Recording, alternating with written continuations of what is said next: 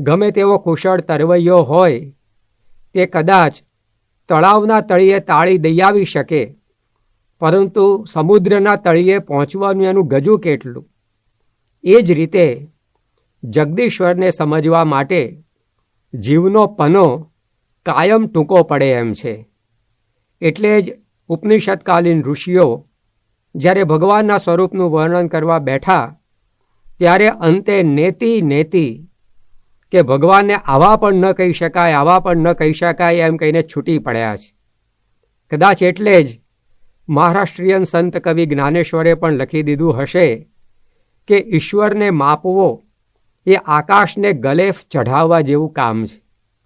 ઓશિકાને આપણે ગલેફ ચઢાવી શકીએ, આકાશને કદી નહીં. એમ જીવ દ્વારા ભગવાનને સમજવા એ અત્યંત દુષ્કર કાર્ય છે, પરંતુ એ જેટલું અઘરું છે એટલું જ અનિવાર્ય પણ છે. કારણ કે ઉપનિષદ કહે છે, તમેવ વિદિત્વા અતિમૃત્યુમેતિ નાન્યઃ પંથા વિદ્યતેયનાય. ભગવાનના સ્વરૂપને જાણીને જ આ જીવ મૃત્યુને પાર કરી શકે છે. એટલે એ સ્વરૂપને સમજવાની અનિવાર્યતા છે. અને એટલે જ ભગવાન મુમુક્ષુઓ માટે વખતે વખતે પોતાનું સ્વરૂપ ઉદ્ઘાટિત કરતા રહ્યા છે. કઠોપનિષદમાં લખ્યું કે તસ્ય એષ આત્મા વિવૃણુતે તનુમ સ્વામ. એવા મુમુક્ષુઓ માટે ભગવાન પોતાનું સ્વરૂપ એ ખુલ્લું કરે છે. આ તેઓની જીવ પરની દયા છે. જેમ અસાધ્ય દર્દથી રીબાતા દર્દીને સ્વસ્થ કરવા માટે ડૉક્ટર પોતાનો પરિચય આપે, એ ડૉક્ટરનો ઉપકાર છે, એની આત્મપ્રશંસા નથી. ગણિતના દાખલાની ગૂંચ ઉકેલવાની ગડમથલ કરી રહેલા વિદ્યાર્થીને મદદરૂપ બનવા માટે પ્રાધ્યાપક પોતાની ઓળખ આપે, એમાં સહાયની ભાવના છે, સ્વશ્લાઘાની નહીં. એમ જીવને ભવસાગરમાંથી ઉગારવા માટે ભગવાન પોતાના સ્વરૂપની વાત કરે છે, એ એમની દયા છે. આવી દયા શ્રી કૃષ્ણ ભગવાને અર્જુન પર વરસાવી છે. એમાં એના ગીતાની અંદર આપણને દાખલા મળે છે. એવી જ રીતે શ્રીમદ ભાગવતમાં પણ ભગવાને પોતાના ભક્તો સમક્ષ પોતાના સ્વરૂપ સંબંધી વાતો કર્યાની માહિતી પ્રાપ્ત થાય છે. ભગવાન સ્વામિનારાયણે પણ આ જ કારણથી પોતાનું સ્વરૂપ ઓળખાવવા માટે પોતાના શ્રીમુખે અનેકવાર પોતાની વાતો કરી છે, જે એમના ઉપદેશ ગ્રંથ વચનામૃતમાં સંગ્રહિત કરવામાં આવી છે. એ વચનામૃતમાં હિલોળતા શબ્દ સરોવરની સપાટી પર ભગવાન સ્વામિનારાયણનું જે વ્યક્તિત્વ તરે છે, નિતરે છે, તરવરે છે, એના આધારે આજે ભગવાન સ્વામિનારાયણના સ્વરૂપની કંઈક ઝાંખી પામવાનો આપણે પ્રયત્ન કરીશું. આજે દુનિયાની અંદર હું આત્મા છું એમ માનીને સળંગ 1 કલાક જીવનારી વ્યક્તિઓ પણ મળવી દુર્લભ છે. ત્યારે ભગવાન સ્વામિનારાયણ કહે છે કે મને 24 કલાકમાંથી એક ક્ષણ પણ હું આત્મા છું એ જ્ઞાનનું વિસ્મરણ થતું નથી. તો આવા પોતે અખંડ આત્મદર્શી હતા, એને કારણે તેઓ સદા નિર્ભય હતા. એ ભગવાન સ્વામિનારાયણ પોતાના શ્રીમુખે વચનામૃતની અંદર પોતાની નિર્લેપ સ્થિતિનું પણ ઉદ્ઘાટન કરે છે. સામાન્ય રીતે જેમ દરેકને પાણી પલાળી મૂકે છે, એવી જ રીતે પ્રવૃત્તિ અને પંચ વિષય દરેક જીવને લબડી નાખે છે. એની અંદર ગમે તેવો હોય એ પણ લપટાયા વિના રહેતો નથી. પરંતુ ભગવાન સ્વામિનારાયણ સાંસારિક પ્રવૃત્તિ અને પંચ વિષય એ બંનેથી નિર્લેપ હતા. મધ્ય પ્રકરણના 39મા વચનામૃતમાં તેઓ કહે છે કે અમારે એમ વર્તે છે જે દેહે કરીને 5 પ્રકારના વિષય સંબંધી પદાર્થોનો સૂજે એટલો યોગ હોય, પરંતુ એનો મનમાં ઘાટ ન થાય અને સ્વપ્નમાં પણ આવે નહીં, અને બહારથી ગમે એટલી પ્રવૃત્તિમાં રહ્યા હોઈએ, પરંતુ જ્યારે પોતાના આત્મા સામે દ્રષ્ટિ કરીએ ત્યારે કાચબાના અંગની પેઠે સર્વે વૃત્તિઓ સંકેલાઈને આત્મ સ્વરૂપને પામી જાય અને પરમ સુખ રૂપે વર્તાય. તો પંચ વિષય કે પ્રવૃત્તિ એ કષાયનો પાશ એ ભગવાન સ્વામિનારાયણને અડતો નહીં. જેમ પદ્મપત્ર મિવામ ભસા એ ભગવદ્ ગીતાની અંદર લખ્યું છે કે પાણીમાં કમળ રહે, પરંતુ એ પાણીનો પાશ કમળના પત્ર પર અડતો નથી. એવી રીતે ભગવાન સ્વામિનારાયણના સંસારની અંદર રહેતા. કોઈ પણ વસ્ત્રને આપણે પાણીમાં પલાળીએ અને પછી નીચોવીએ તો પાણી નીતરે, પરંતુ રેનકોટને પાણીમાં ડૂબાડીને નીચોવવાથી પાણી નીતરતું નથી. કારણ કે કપડું પાણીને શોષી લે છે, ચૂસી લે છે, પરંતુ રેનકોટ ઉપર તો પાણી પડ્યું નથી કે સર્યું નથી. એવી જ રીતે ભગવાન સ્વામિનારાયણ આ નિર્લેપ થકા વિચારતા. એમણે પ્રથમ પ્રકરણના 73મા વચનામૃતમાં પણ કહ્યું છે કે આ મૂળજી બ્રહ્મચારી અમારા સ્વભાવને જાણે છે, જે મહારાજ તો આકાશ સરખા નિર્લેપ છે. વ્યક્તિનું વ્યક્તિત્વ એની સાથે પડછાયો થઈને રહેનારી વ્યક્તિને બરાબર ખબર પડે.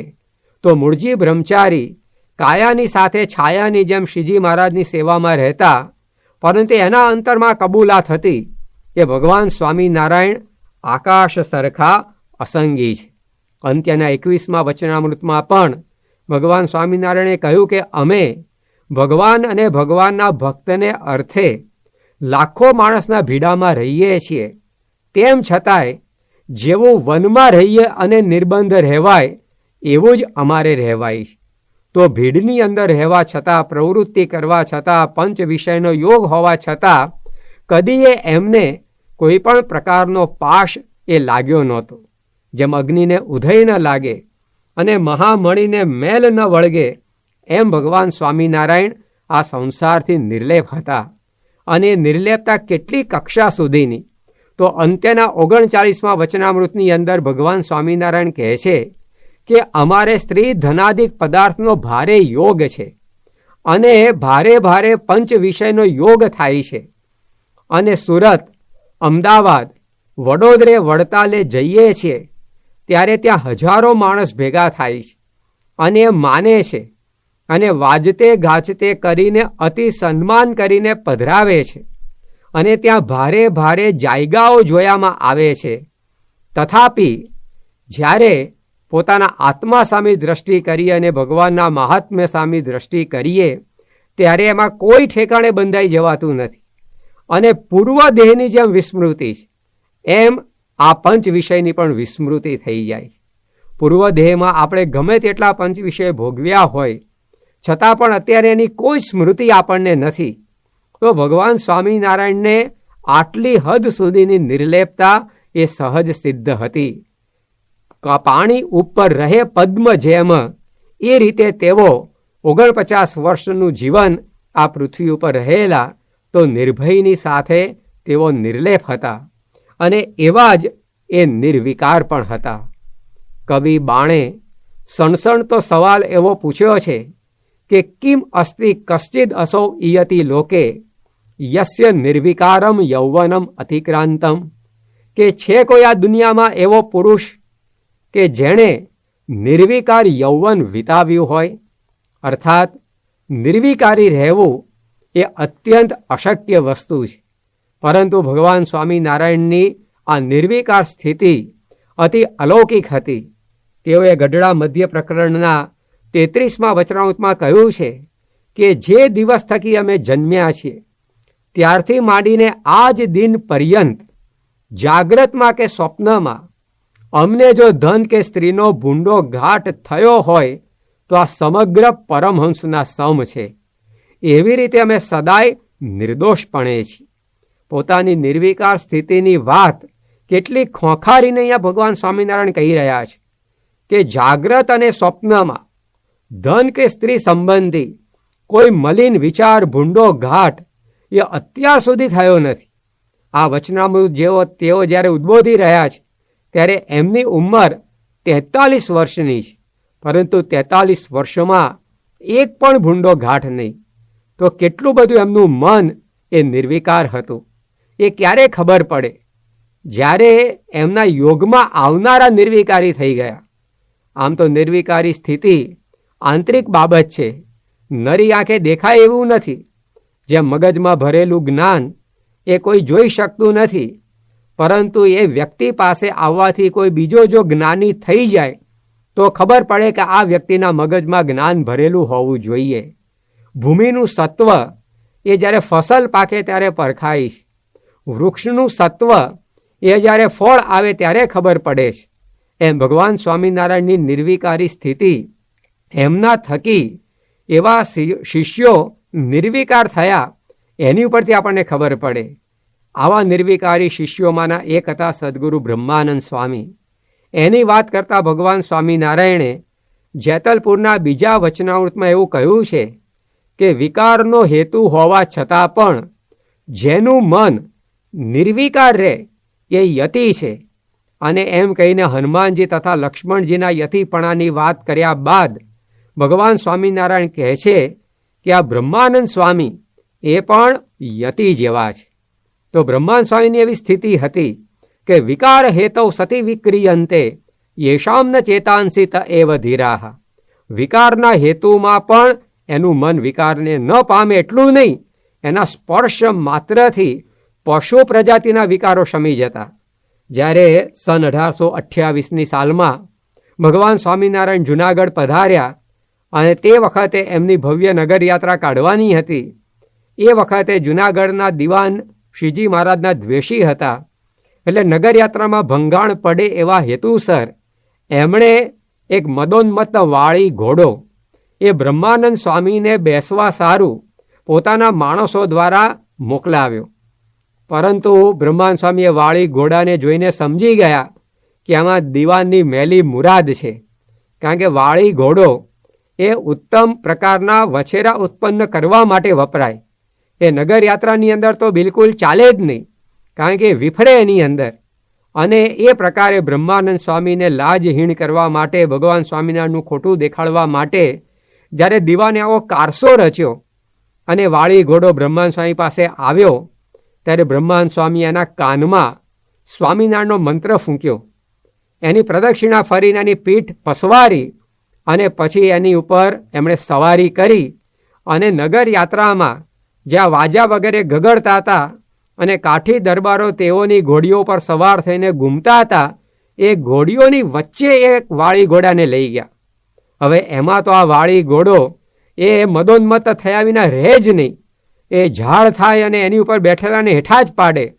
પરંતુ એ સમયમાં પણ એ ઘોડો એકદમ શાંતિથી સમગ્ર નગરયાત્રામાં ફર્યો અને લેશ પણ એણે ઉત્પાત મચાવ્યો નહીં. તો બ્રહ્માનંદ સ્વામીના સ્પર્શ માત્રથી પશુના વિકાર ટળી ગયા. તે બ્રહ્માનંદ સ્વામી નિર્વિકાર કેવા, અને એવા બ્રહ્માનંદ સ્વામીને તૈયાર કરનારા ભગવાન સ્વામિનારાયણની નિર્વિકારી સ્થિતિનું શું કહેવું? તો એ વાત અહીંયા એમણે વચનામૃતની અંદર કરી છે. તો ભગવાન સ્વામિનારાયણ એ નિર્ભય જેવા હતા, એવા જ એ પોતે નિર્લેપ હતા અને એવા જ એ પોતે નિર્વિકાર હતા. તેની સાથે ભગવાન સ્વામિનારાયણ કહે છે કે એ પોતે સમદ્રષ્ટા છે. મધ્યના 13મા વચનામૃતમાં તેઓએ કહ્યું છે કે આ હરિભક્ત મોટો છે ને આ હરિભક્ત નાનો છે એમ પણ નથી જણાતું, અને બધાય હરિભક્ત સરખા જણાય છે, અને રાજાને રંક તે પણ સમ વર્તે છે.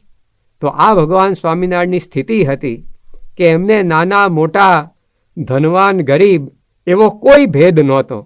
ભગવાન સ્વામિનારાયણ પોતે આગળ પ્રથમના 73મા વચનામૃતમાં એમ પણ કહે છે કે અમારી પાસે રહેનારા અમારા સેવકો જાણે છે કે મહારાજને કોઈ પારકું પણ નથી અને કોઈ પોતાનું પણ નથી.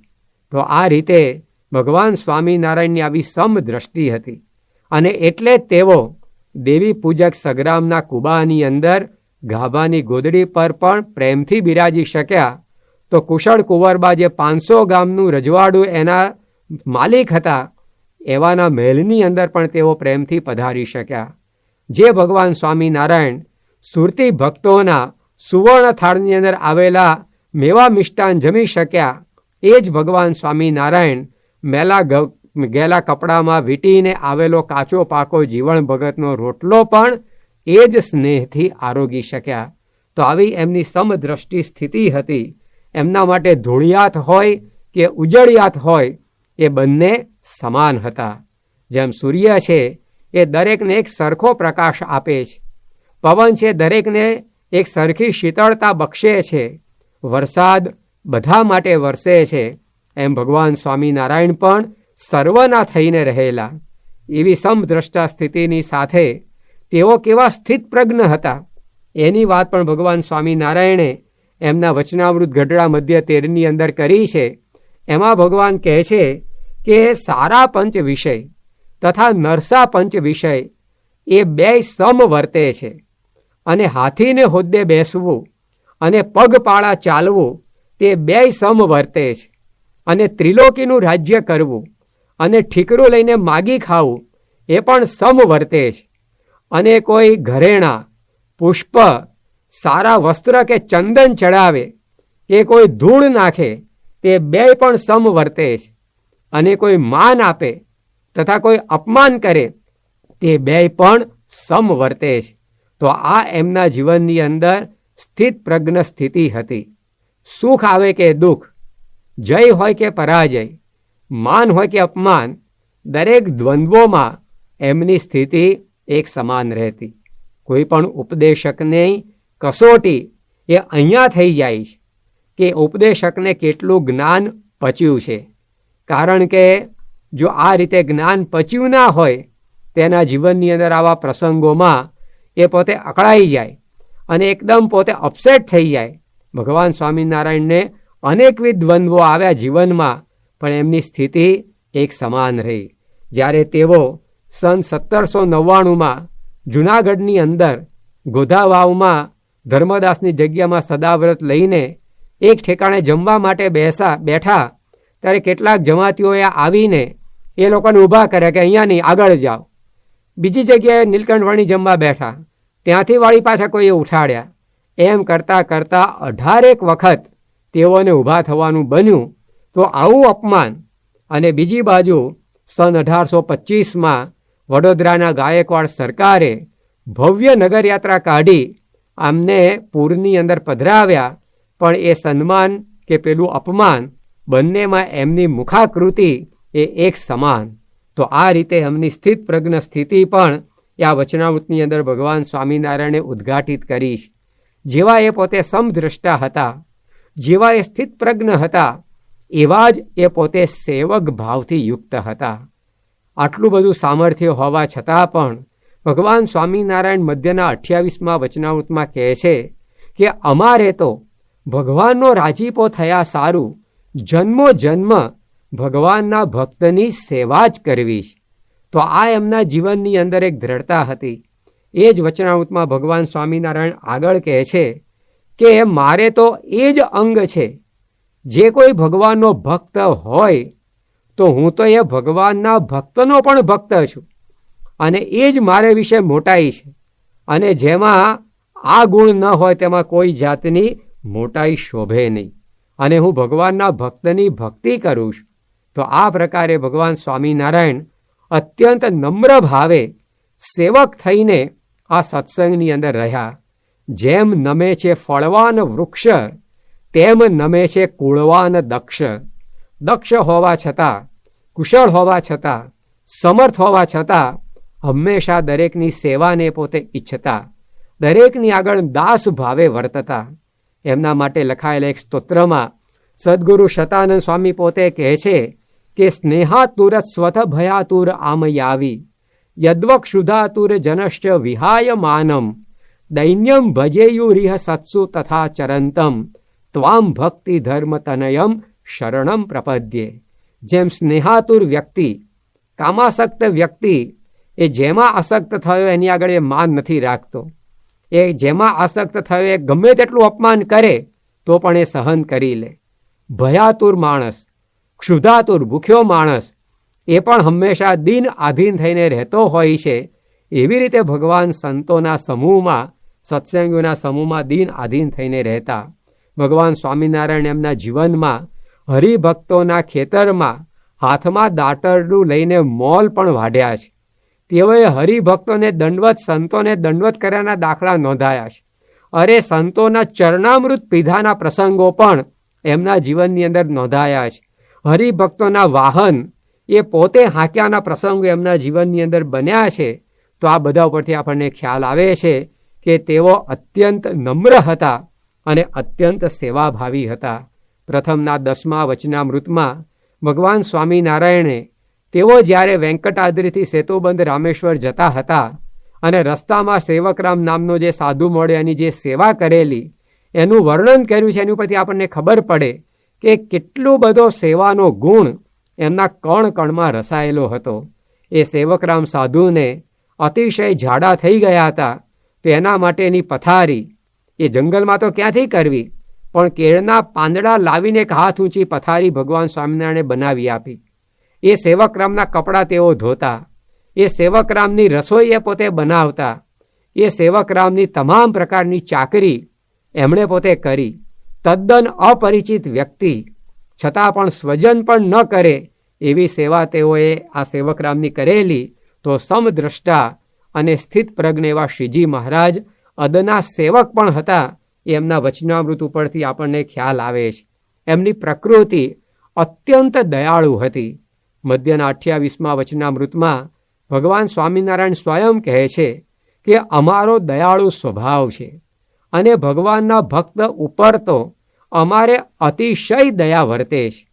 એ દયા કઈ હદની હતી તેનું પણ વર્ણન કરતા મધ્યના 60મા વચનામૃતમાં ભગવાન સ્વામિનારાયણે કહ્યું છે કે હું તો દત્તાત્રેય, જડ ભરત, નારદ અને શુકજી સરખો દયાવાળો છું.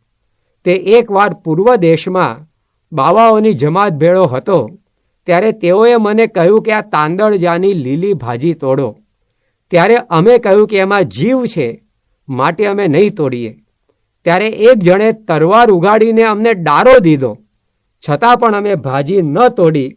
એવો અમારો દયાવાળો સ્વભાવ છે. એક લીલા તૃણને પણ ઉખાડવાનું મન ન થાય અને ક્યારેક જ્યારે પોતાનું માથું ડૂલ થવાની નોબત વાગી ગઈ હોય તો પોતાનું મસ્તક જેવું હોય તો ભલે જાય, પણ એક લીલું ઘાસ ઉખાડીને હું એટલી પણ હિંસા કરવા તૈયાર નથી. તો આવી પ્રકારનો એક દયાવાન સ્વભાવ ભગવાન સ્વામિનારાયણનો હતો. પોતાના દ્વેષી હોય એની ઉપર પણ એમના દયાના મેઘ વરસી પડતા. ભગવાન સ્વામિનારાયણે વચનામૃત ગઢડા મધ્ય પ્રકરણના 55ની અંદર એવું કહ્યું છે કે જ્યારે અમે ઘર મૂકીને નિસર્યા ત્યારે તો અમને વસ્ત્ર રાખવું પણ ગમતું નહીં અને વનમાં જ રહેવું ગમતું. અને વનને વિશે મોટા મોટા સર્પ, સિંહ, હાથી ઇત્યાદિક અનંત જનાવર દીઠામાં આવ્યા, પણ હૈયામાં મરવાની તો લેશ પણ બીક લાગતી નહીં. એવી રીતે અમે મહાવનને વિશે સદાય નિર્ભય રહેતા. તો ભગવાન સ્વામિનારાયણનું વ્યક્તિત્વ તેઓના શબ્દોના આધારે આપણને ખ્યાલ આવે છે કે એક નિર્ભય વ્યક્તિત્વ હતું. ભગવદ્ ગીતામાં દૈવી ગુણોની યાદી 16મા અધ્યાયમાં કૃષ્ણ ભગવાને આપી છે. એમાં પ્રથમ જ ગુણ અભયમ સત્વ સંશુદ્ધિ એમ લખ્યું છે. કારણ કે આ નિર્ભયતા એ અનેક ગુણોની જનની છે. તો ભગવાન સ્વામિનારાયણમાં એ પ્રકૃતિ હતી. તેઓએ સદ્ગુરુ મુક્તાનંદ સ્વામીને પણ લોજના આશ્રમમાં વાત કરેલી કે જાજી જ્યાં હતી વૃક્ષની ઝાડી, હતા ત્યાં બહુ હાથી અનાડી, વરુ વાઘ અને રીંછના વૃંદ, ફરતા પાડા અરણા સ્વચ્છંદ, જનને જાવાના નહીં રસ્તા, રાત દિન એવામાં અમે વસતા. કેવી ગીચ જાડી કે જ્યાં જવાનો કોઈ રસ્તો સૂઝે નહીં અને અનેક પ્રકારના આવા માનવભક્ષી પશુઓ ફરતા હોય, એની વચ્ચે ભગવાન સ્વામિનારાયણ કહે છે કે અમે સદા નિર્ભય થઈને રહેતા. મહાવનને વિશે ઘણા તો પોતાના ઘરમાં પણ ગભરું થઈને ફરતા હોય. જ્યારે ભગવાન સ્વામિનારાયણ 11 વર્ષની ઉંમરે આવા વન્ય પશુઓની વચ્ચે નિર્ભય થકા વિચારતા. તેઓની જ્યારે 11 વર્ષની ઉંમર હતી ત્યારે સન 1792માં તેઓ વિચરણ કરતાં કરતાં શ્રીપુર નામના શહેરમાં પહોંચ્યા. તે વખતે સૂર્યાસ્ત થઈ ચૂકેલો અને રાતવાસો કરવા માટે ભગવાન સ્વામિનારાયણે એક મઠના ઓટલે મુકામ કર્યો. તે વખતે મઠના મહંત નિર્મલપુરીજી હતા. દશ નામી પરંપરામાં આવતા એ મહંતજીએ નીલકંઠ વર્ણીને કહ્યું કે તમે મઠમાં આવીને રોકાવ તો સારું, કારણ કે અહીંયા તો જંગલી પશુઓનો ત્રાસ છે ને રાત્રે તમને લોકો ફાડી ખાશે. ત્યારે નીલકંઠ વર્ણી, જેઓની માત્ર 11 વર્ષની ઉંમર હતી, તેઓએ મઠના મહંતજીને કહ્યું કે આત્મા કદીએ મરતો નથી જ, સદા શરીરે ઠરતો નથી જ, જ્ઞાની મુઆથી ડરતો નથી જ, તે હર્ષ શોકે કરતો નથી જ. તો આટલી નિર્ભયતા 11 વર્ષની ઉંમરે એમના જીવનમાં હતી. એ ભગવાન સ્વામિનારાયણ જ્યારે 15 વર્ષના હતા ત્યારે સન 1796માં તેઓ નેપાળના કાઠમંડુ શહેરમાં પ્રવેશવા ગયા. તે વખતે એ શહેરના દરવાજે કેટલાક ખાખી બાવાઓની જમાત પડેલી.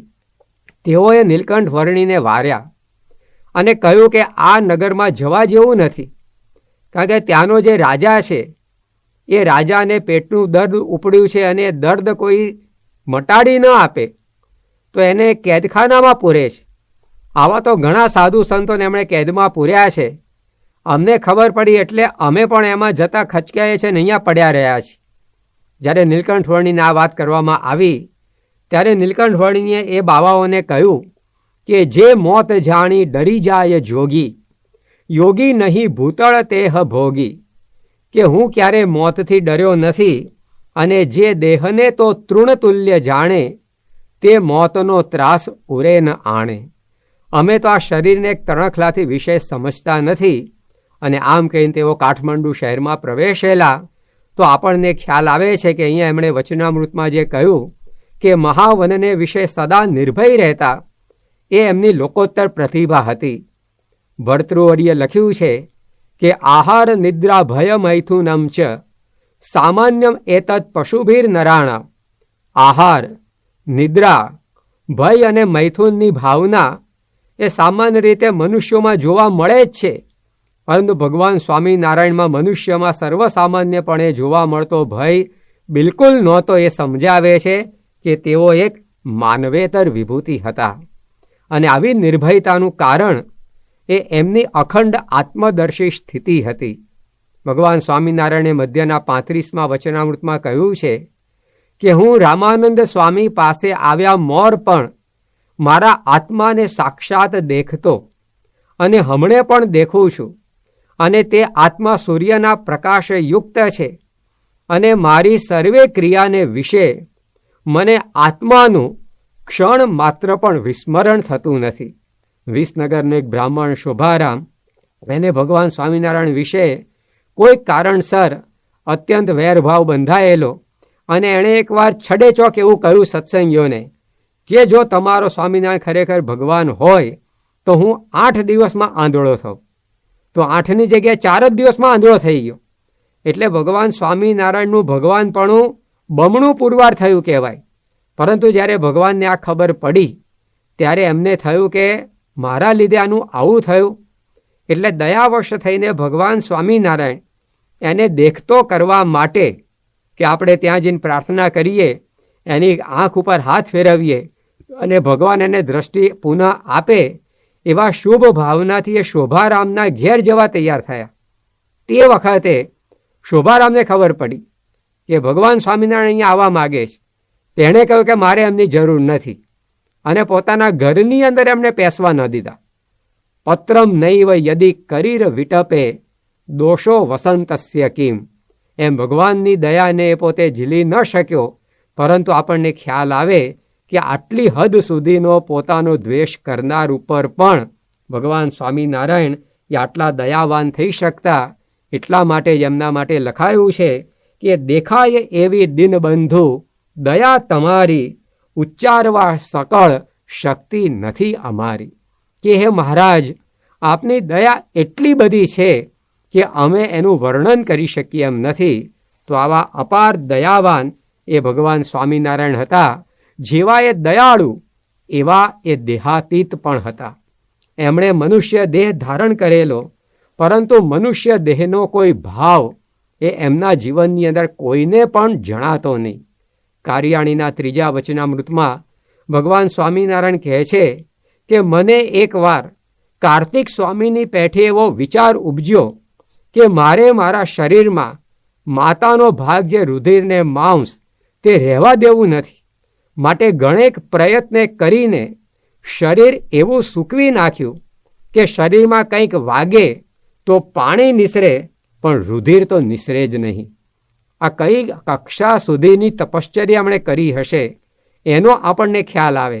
પ્રથમના 29મા વચનામૃતમાં પણ ભગવાન સ્વામિનારાયણ કહે છે કે અમે જે સાધન કર્યા તેને વિશે કોઈ રીતે આ દેહ રહે એમ જ નહોતું. એમણે નીલકંઠ વર્ણી વેશે 7 વર્ષના સમયગાળા દરમિયાન જે તપશ્ચર્યા કરી છે, તો એ તપશ્ચર્યા માટે એમનું આ વિધાન છે કે કેટલાક મહિનાઓ સુધી તો કેવળ વાયુ ભક્ષણ કરીને, એટલે કે પાણીનું ટીપું પણ મોંમાં મૂક્યા સિવાય તેઓ રહેલા. તો આ રીતે પોતાના શરીરથી તદ્દન ભિન્ન એ પોતાને સમજતા. પોતાની આવી દેહાતીત સ્થિતિની વાત તેઓએ લોજમાં રહીને રામાનંદ સ્વામી જે ભુજમાં હતા તેઓ ઉપર લખેલા એક પત્રની અંદર પણ આપણને દેખાય છે.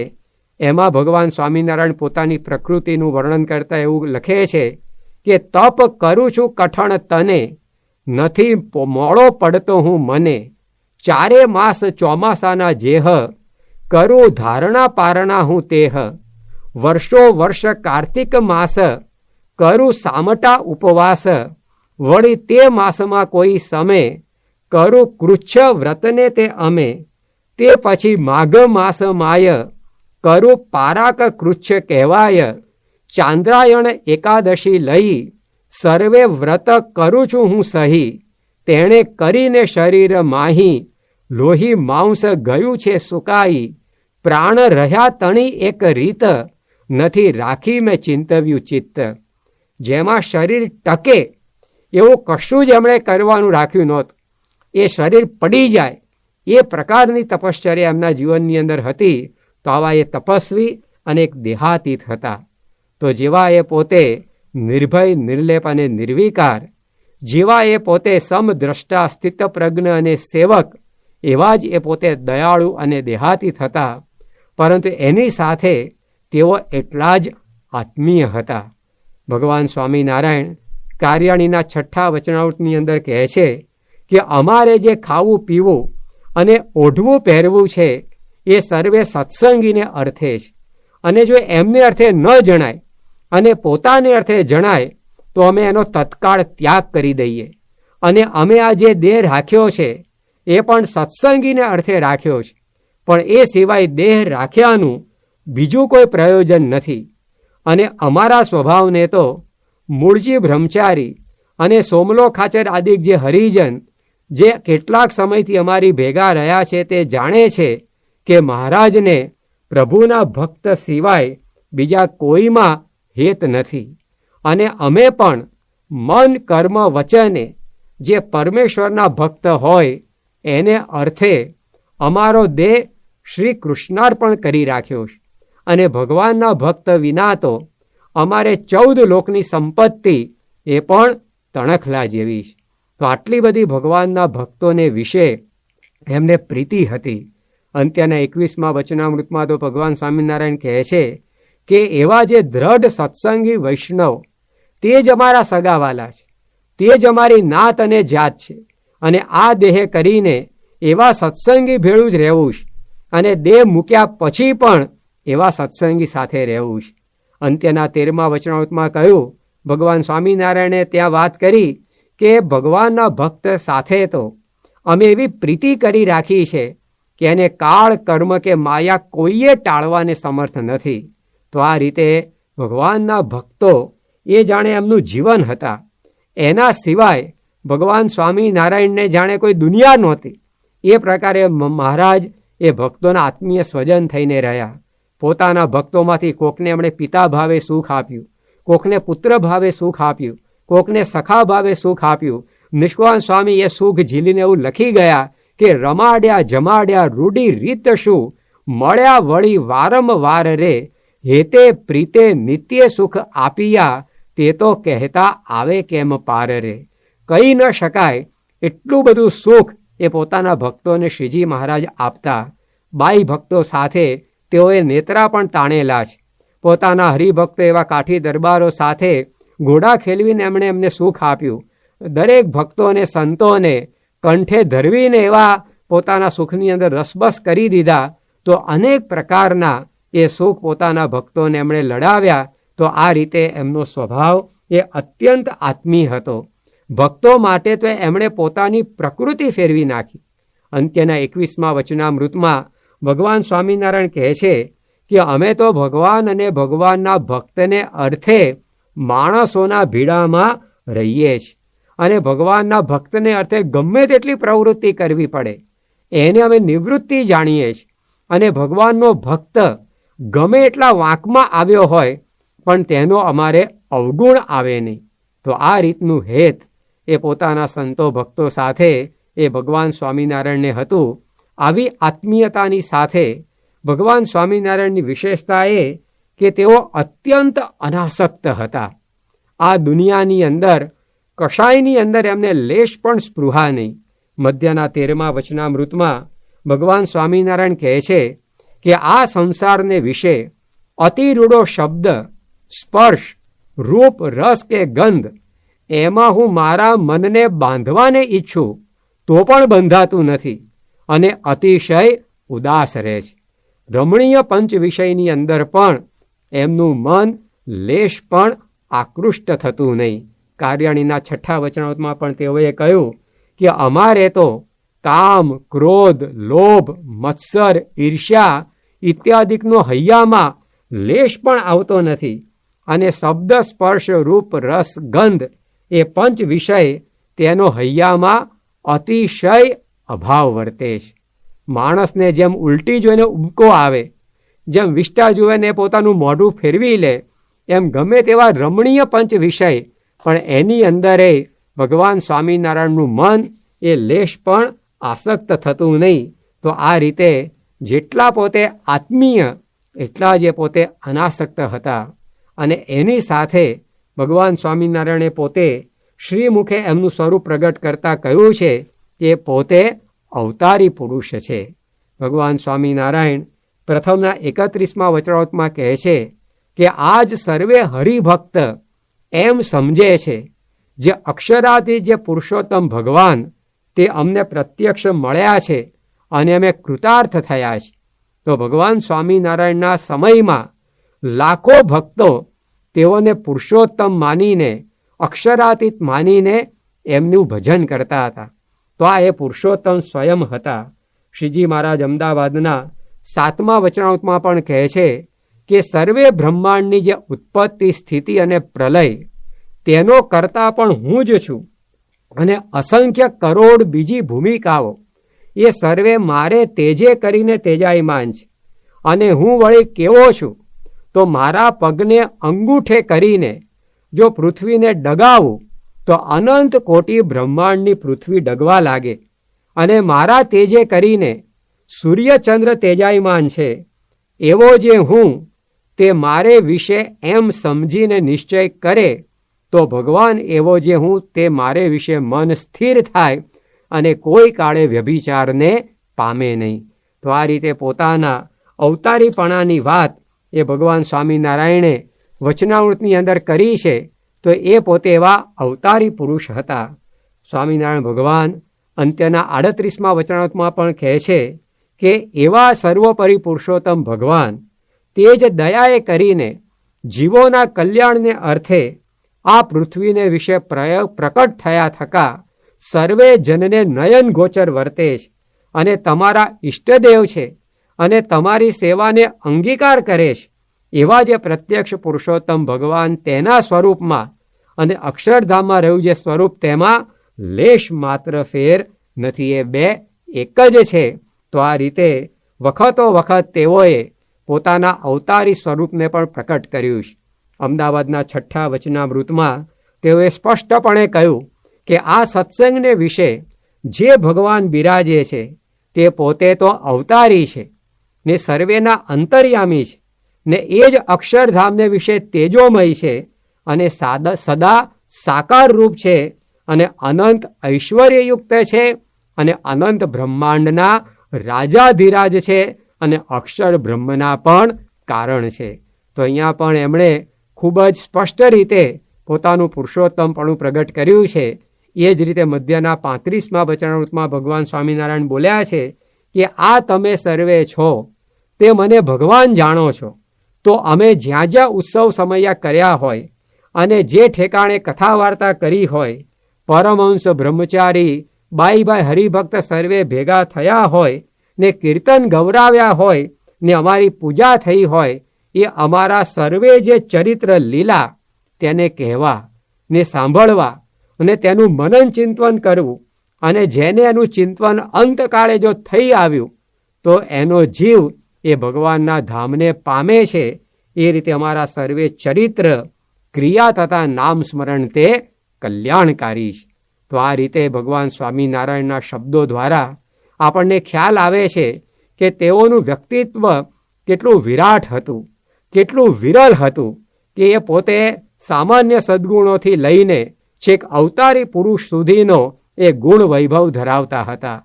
પણ એમાં વિશેષતા એ હતી કે જેટલા કંઈ ગુણો હતા, અહીંયા તો આપણે થોડાક જોયા, પરંતુ એ તો અનંત મહોદધિ હતા ગુણોના, પરંતુ એ બધા જ ગુણો માટે ભગવાન સ્વામિનારાયણે 2 વચનામૃતમાં એવું કહ્યું છે.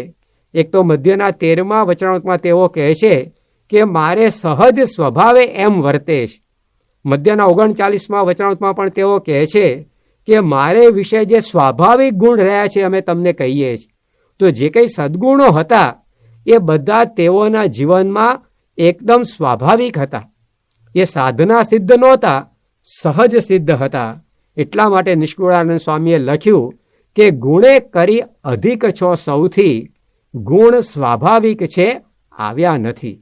જેમ પુષ્પમાં સુગંધ સ્વાભાવિક છે, પુષ્પ ખીલતા સાથે જ હોય, જેમ શેરડીની અંદર મીઠાશ સ્વાભાવિક છે, એ શેરડી ઉગે ત્યારથી જ એમાં મીઠાશ હોય, એવી રીતે આ બધા જ ગુણો એ ભગવાન સ્વામિનારાયણના જીવનમાં જન્મજાત હતા. એ કોઈ કેળવેલા કે મેળવેલા નહોતા. બીજું, ભગવાન સ્વામિનારાયણમાં જે કંઈ ગુણો હતા એ સતત રહ્યા છે એમના જીવનમાં.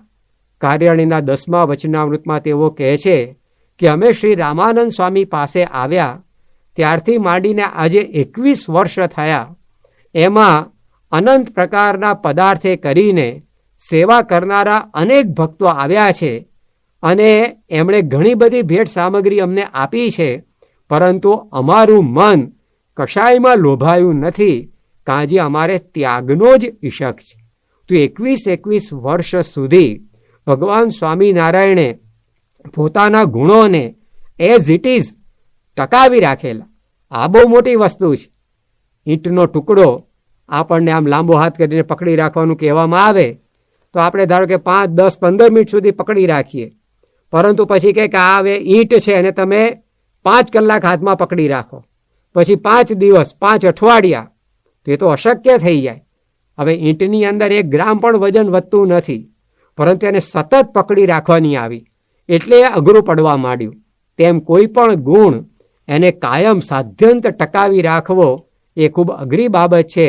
પણ ભગવાન સ્વામિનારાયણના ગુણો એવા હતા. ભગવાન સ્વામિનારાયણ અંત્યના 13મા વચનામૃતમાં કહે છે કે અમે જ્યારે મુક્તાનંદ સ્વામી પાસે આવ્યા ત્યારે એવો ઠરાવ કરી રાખેલો કે આપણે એકવાર રામાનંદ સ્વામીના દર્શન કરીને પછી વનમાં જઈને ભગવાન ભજીશું. પણ પછી તો રામાનંદ સ્વામીની મરજી જોઈ એ સંપ્રદાયમાં રહ્યા અને આ સંપ્રદાય બધો વિસ્તાર્યો. છતાંય ભગવાન સ્વામિનારાયણે અંત્યના 13મા વચનામૃતમાં કહે છે કે જ્યારે અમે લોજમાં આવ્યા અને ત્યારે અમારું જેવું મન હતું એવું ને એવું જ અત્યારે પણ વર્તે છે. હવે આ અંત્યનું 13મું વચનામૃત 84ની સાલનું છે, સંવત 1884, અને ક્યાં સંવત 1856. આટલા બધા વર્ષો પછી પણ મહારાજ કહે છે કે અમારું મન એવું ને એવું છે, કોઈ એની અંદર ફેરફાર નહીં. તો આ એક રહેણી કહેણી એ એમના જીવનની અંદર હતી.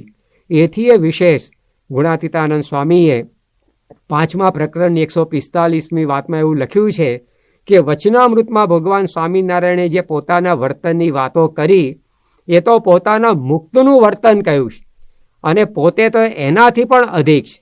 તો અહીંયા જે કંઈ પણ વાતો આપણે સાંભળી એ તો ભગવાન સ્વામિનારાયણને ભગવાન માનીને જે ભજે એની અંદર એવા ગુણો આવી જાય અને ભગવાન તો અપારના અપાર રહે.